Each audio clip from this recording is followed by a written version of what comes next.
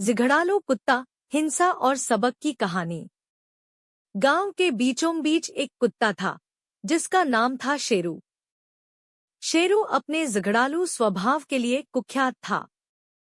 कोई भी इंसान हो या जानवर, शेरू उन्हें देखता और तुरंत लड़ने के लिए तैयार हो जाता। गांव के बच्चे उससे डरते थे, कुत्ते उससे कतराते थे और बड़े लोग उसे गांव का झगड़ालू कुत्ता कहते थे। हर सुबह शेरू पूरे गांव में घूमता, किसी को भी भौंककर डराता और अक्सर दूसरे कुत्तों के साथ भिड़ जाता। उसकी सबसे बड़ी कमजोरी थी उसका अहंकार, जो उसे हर झगड़े को जीतने के लिए प्रेरित करता था। एक बार तो उसने एक बड़े बैल को भी काटने की कोशिश की, लेकिन बैल ने उसे अपनी सींग से दूर फेंक दिया। फिर भी शेरू अपनी हरकतों से बाज नहीं आया। एक दिन गांव में एक बड़ा और खतरनाक दिखने वाला कुत्ता आया, जिसका नाम था भूरा। भूरा अन्य कुत्तों से बहुत बड़ा और ताकतवर था। उसकी आंखों में गुस्से और क्रूरता का भाव था। जब शेरू ने उसे देखा, तो उसकी फितरत के मुताबिक उसने भौंकना और गुर्राना शुरू कर दिया। शेरू ने सोचा, मैंने अब तक हर लड़ाई जीती है, इसे भी हरा दूंगा।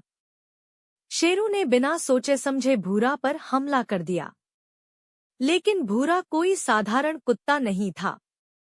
वह शेरू से कहीं ज्यादा ताकतवर था। शेरू ने जैसे ही भूरा पर झपटने की कोशिश की, भूरा ने उसे पकड़ लिया और जमीन पर पटक दिया। शेरू बुरी तरह घायल हो गया। उसकी पूरी ताकत धरी की धरी रह गई। भूरा ने शेरू को चेतावनी देते हुए कहा, ये तुम्हारी आखिरी गलती हो सकती थी। अगली बार मैं तुम्हें छोड़ूंगा नहीं। शेरू जमीन पर पड़ा हाँफ रहा था और उसके दिल में डर घर कर चुका था। पहली बार उसे एहसास हुआ कि वह हर लड़ाई नहीं जीत सकता। वह खून से लथपथ और बुरी तरह घायल गांव वापस आया।